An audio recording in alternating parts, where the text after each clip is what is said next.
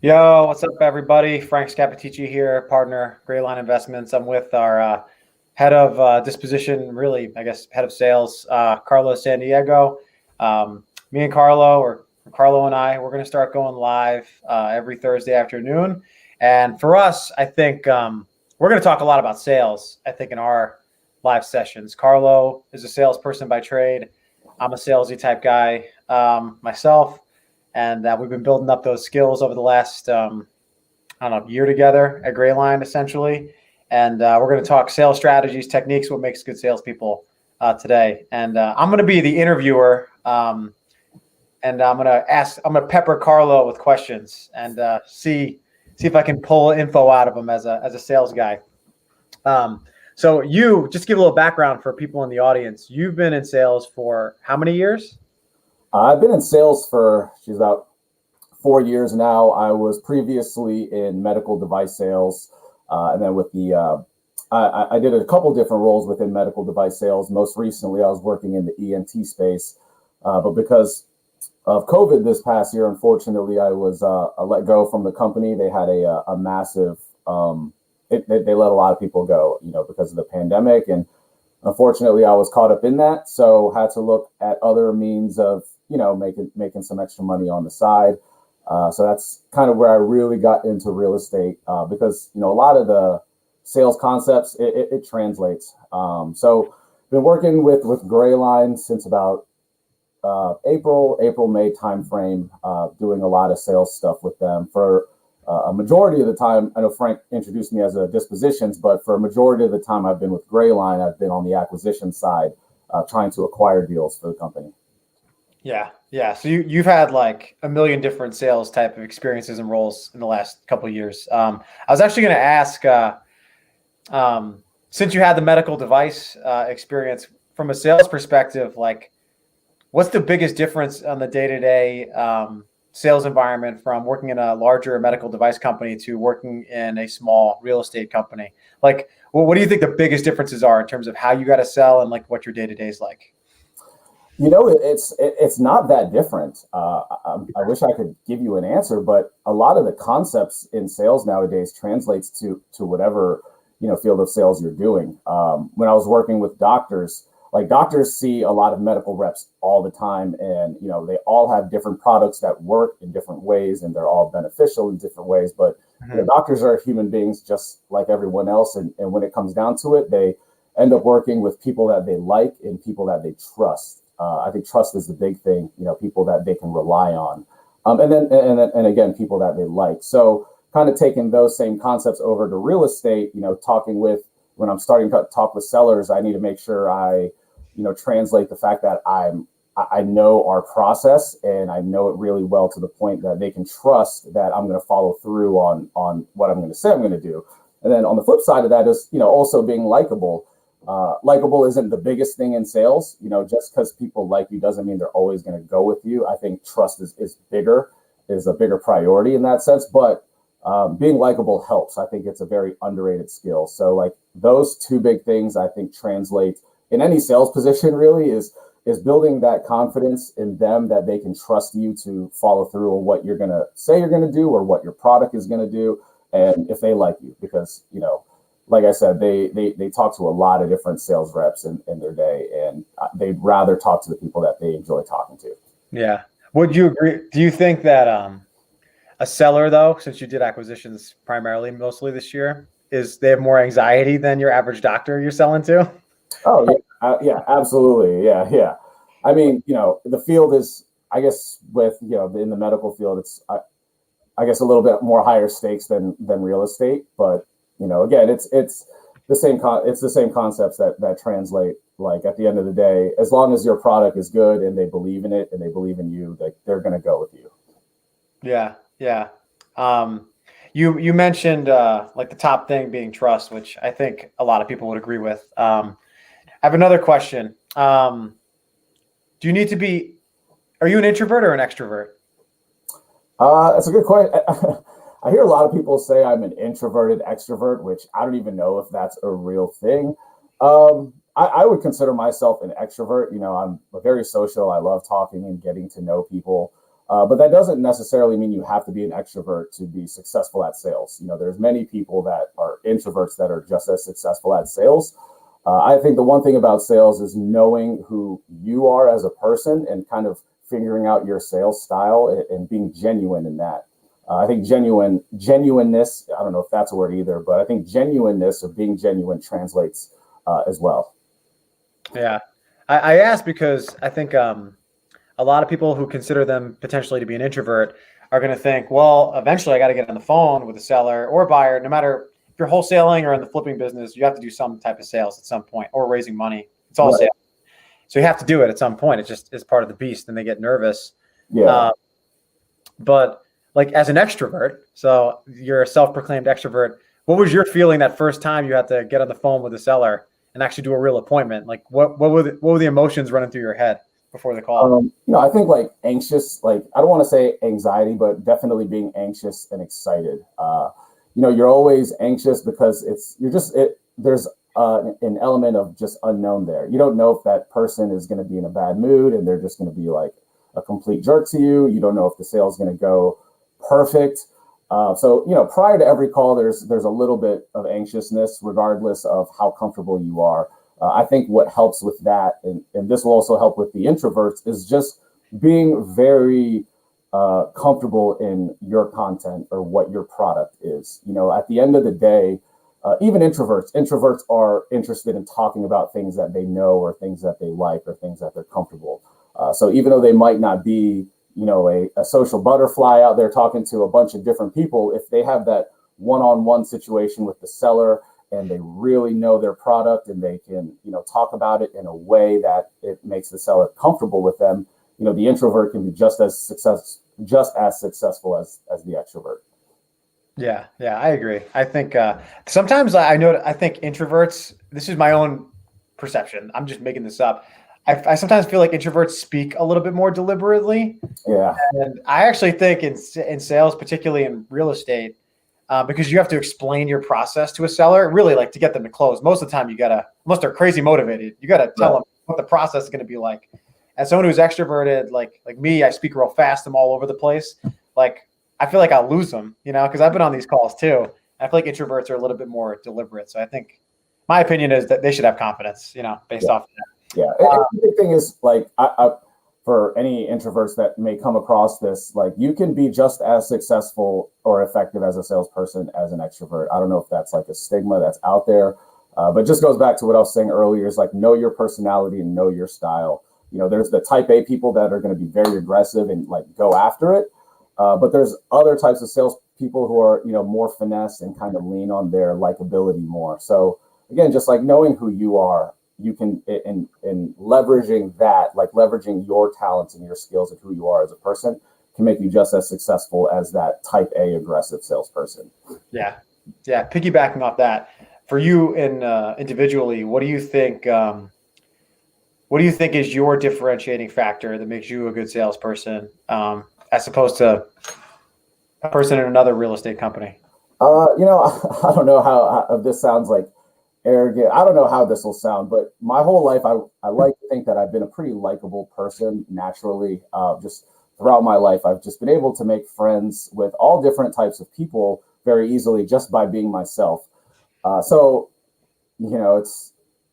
I don't know if everybody's like that. I don't necessarily think everybody is like that, and I understand that. So I try to use that, in my conversations, is like, hey, like, you're a good guy. Be yourself. Get them to like you. Get them to trust you. Because again, at the end of the day, if I can get them to break down, be comfortable with me, me show my sense of humor. I think another thing that that separates me from a lot of people is I'm into a lot of different things, like sports. I read a lot of books, whether it's sci-fi or self-help. I try to just have my hand in so many different things. So if I can, when you build rapport with people, you just kind of ask questions about, where they're from, things that they're into. And if you could just latch onto that one detail and find something that you have in common, that's a great way to start building rapport. So me just kind of being into so many different things, usually after 5 minutes of conversing with someone, I can find one thing that we have in common that I can kind of start building rapport off of that. So I think that kind of helps separate me. I'm very empathetic to people's like situations. Like one thing about in real estate is a lot of these people that we talk to, they have problems. Whether it's their tenant or they're moving or they got a new job and they need to find a new property soon. Like you got to be empathetic to their situation, understand them, and then if they really, if they get that feel that you understand where they're coming from, like they're going to be a lot more likely to want to go with you and go with you at your price as opposed to like what they might have had in mind. Yeah. I like the empathy part of your answer. The first part of your answer was killing me a little bit because it was like, yeah, I'm good at it because I'm pretty cool. I mean, people tend to like me. I'm an athlete.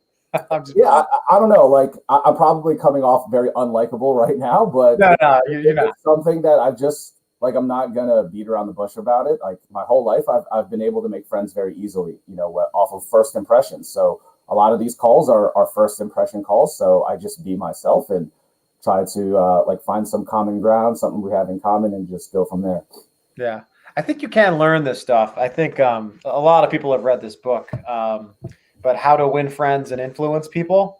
I finally read that book this year, and I was really upset that I didn't do it earlier. But like everything you talked about is covered in there, right? So yes, like a lot of people, this comes naturally, right? It's interpersonal skills, but I actually think everyone should read that once a year if you're in sales, because it's a good reminder, like do the right thing, don't be a jerk, care about what other people think, and all that. It's the basics, right? The golden rule. Right. So, yeah. So we're on a sales call today or sales live session today. It wouldn't be appropriate to talk about sales unless you talked about some of the misery of being in sales, because sales is seriously stressful. Right? So what do you think the toughest part of being a salesperson is in general? It's like not to get too emotional on deals and when I say not too emotional on deals, I mean that in many different ways. When you make calls, you're going to talk to a lot of different people who are in different moods. And you got to understand that that's just the mood that they're in, like in that moment in time. So what I'm getting at is when someone is a jerk to you, it doesn't necessarily mean that they're a jerk. You could have just caught them on a bad day, but at the same time, you can't really let that affect you and let that, get you down and let that discourage you. I think a big thing with sales is like the mental aspect of it is you can easily get discouraged. You could tell yourself, today I'm going to call, 20 people. And then the first 3 people are just complete jerks to you. For some people, that just might discourage them where they're like, screw this. I'm not making calls at all anymore. So it's just, having that mental toughness and just not letting yourself get discouraged and having that belief that, your next deal is out there. Yeah. I agree. People can be jerks. Sometimes I found when, because I don't call people as much, but I definitely have. And I found sometimes like if someone was a jerk to me, like, hey, what is this about? Like I'll just try to break their wall down by being like, hey man, I'm cold calling you, dude. Like this is a sales call. Like I'll just say that. I'm like, I'm cold calling you, man, help me out. Like, and they'll be like, a lot of them will just hang up. But then sometimes they'll be like, all right, I'll play this game with you because you're just being so honest. I don't know. That's something I've done for fun once in a while. No, you can definitely have fun with it. And especially when you make a ton of calls a day and just try different tactics.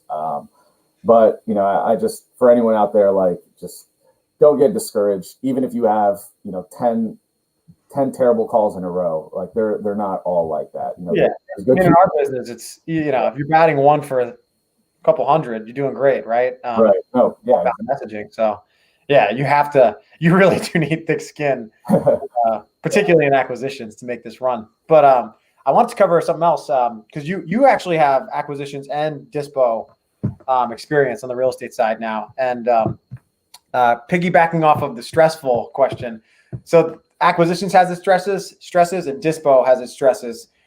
How are they different? How's the experience different from a resiliency perspective? Acquisitions, I feel like your one job is just to acquire deals for the company. And it's a big deal. But like on the disposition side, you obviously want to, so, when you want to find a buyer, find an investor to sell that deal from, there's just so many, I feel like there's just so many more things to consider. I mean, you want to get the deal done because obviously it helps the business and you want to keep properties moving. You want to let your acquisitions guy who found the deal, I mean, you want to close that end of it because he put in all that hard work to close the deal. So you want to finish the deal. And just, it's like, so we just had a property recently, and it was, that I had to find a buyer for, and it was so popular. And it's like, forgive me for using this example, but it's like having the most popular girl in school and trying to find her a prom date where everybody wants to date her. And it's like, how do I find the perfect suitor for this, for this woman? And that's kind of how it was for the house. So it can be very stressful because you want to make sure that, you find the right suitor. And at the same time, for us, from a business perspective, we value speed. We want to kind of keep things moving. So as long as these suitors are meeting our criteria, we're not, again, this is like our business. We're not going to milk everything to try to get the most out of it. It's like, does this suitor match all of our criteria? Okay, like you're going with the prom queen. So it's, I would say just the stress is from like a lot more different directions because you have like more people relying on you in a sense. But you're at the end of the deal, right? Like you're the last person in the race, exactly. You're the finish line. There's a lot more riding on it. Like there's higher stakes, but it's also more gratifying at the end of the day. I like when I first started acquisitions, this might sound bad, but it's like, as soon as I find the deal, like I would kind of forget about it. Like it's on to the next. And like, I'm not even worried about it anymore. But on the disposition side, like you really got to care and nurture for that thing all the way to the finish line. Yeah. I feel like the acquisitions the stress is like, if you don't do anything, the business doesn't operate at all, right? Right. It's you need it, obviously. But the dispo side, sometimes I think it can feel like you're like carrying a carton of eggs. Like give you a ton, because sometimes our board will get crap. We have a lot of deals on there. Right. I feel like you're carrying a carton of eggs, but with no carton, right? You just have a dozen eggs in your mouth. Right. That's a perfect example, and you don't want to drop any single one of them. Yeah, because you feel that burden. But like you have to be real in wholesaling in particular. Anyone who does high volume, they're not closing 100%. No, right. And that's why, having that volume strategy is good because you're not going to close all of them and you're not going to get like the best deal every single time. But if you can, get profitable deals, then just, keep it moving. You hit on something too about like price, right? So that was that the deal you just referenced, the one we just sold in Fayetteville, probably the most demand we've ever had on a deal. Maybe we sold the duplex in Fort Hood area, maybe that one. But those two are we have people coming out of the woodwork offering sight unseen, like crazy amount of demand. And I think what we're learning is if you're in the high volume business, like someone offers you full price sight unseen, like we were ready to take an offer and then someone came over the top of them. Right. But we were ready to take that offer instead of waiting around and trying to see what happened. Because I think on dispo, like you want to be still be honest, right? You put the price out there. If we mispriced it and underpriced it, that's kind of somewhat on us, right? For sure. And obviously, you want to get as much money as you can, but that is partly on us, and we want to be still honest and good, kind to our clients. But then, like that's just a lesson for the next deal. You know what I mean? That's exactly what I was going to say. Is like, all right, now we know for the next one to price it better. But like you said, we don't want to go back and have these bidding wars between people to milk every penny we can out of a deal. That's just not how we want to operate when we're looking for volume. Yeah. I mean, I think we want to make money, but like if someone's aggressive and they're like, hey, like I'm ready to go today. I'm offering you the price you wanted. What's up? How long are you going to string that person along? You know what I mean? Right. Exactly. And some people I think will string them along for a week. And I don't think that's not us. We want to be more than that. If we analyze a property and we set a price for it and someone is going to meet that price right away, that's it. Like we got to keep it moving. Let's go. All right, deal. On to the next one, right? Deals are like buses, bro. We can't we can't be like, okay, man, he's willing to pay it. Like we should have raised the price. That's like you said, that's something for the next deal. Yeah, for sure. For someone who is getting started, either a solo entrepreneur, or maybe they're just getting started in acquisitions or dispo for that matter. If you had one tip to give them before we go, what would it be in terms of their salesmanship? Oh man, I mean, I don't want to sound like a broken record, but I will reiterate, the trust, like comfort and trust is a big thing. You want to build comfort with them because the more comfortable they are with you, the more information they'll share with you, and the more information they'll share with you, the better you can put together a deal that benefits the both of you. So building that comfort and trust, I kind of mold that into one thing. I just explained the comfort part, and the trust part. I touched on earlier is just if they trust, like that's the biggest thing. If they trust that you're going to follow through on what you say, then that's really going to hold a lot of weight, whether they can go with you. I just, and then, oh, sorry. And then the other tip is, I'm drawing a blank. So comfort and trust. And then, like likability is the bonus too in building rapport. Like sales these days, like I feel like salesman has like a negative connotation, sometimes. But sales nowadays is a lot of relationship-based sales. People want to work with people that they trust and they like. So, just as much as they trust you, if they like you just as much, like that will almost surely, close the deal. Yeah. Yeah, for I sure. have something better to say, but it just slipped my mind. But I'll close with that. I'm drawing a blank on what I was about to say too. Shit, I'm with you, man. So okay, what Army is about to play? We're big Army fans. I don't know if anyone watching is either, but what's your prediction? What's the margin? It's an interesting game for me because I'm from Virginia, not West Virginia, but a lot of my friends in my area went to college to WVU.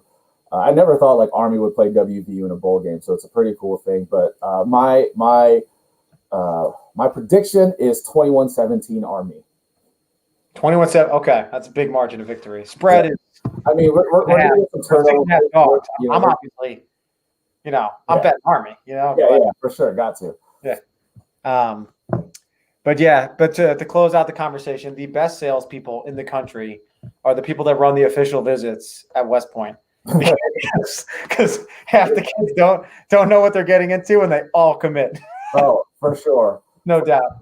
You're a heck of a salesperson if you can get somebody to buy something that they don't even know what it is. That's basically how they got us. We didn't know what the West Point experience was, but we bought it. Oh yeah, I didn't. I have no relatives. I didn't know anything about the Army, and I came home from my visit and I signed up the next morning. Yeah, I had a shaved head and I was standing with my heels touching together. It was a definitely. Yeah, Carlo San Diego's in the miror practicing a salute. Anyway, well, go Army today. Appreciate it, Carlo. If anyone's got comments or questions, particularly on sales, hit up Carlo San Diego. He's our resident expert. But appreciate you. Thanks, everybody. Awesome, man. Have fun. Thank you, guys. Bye.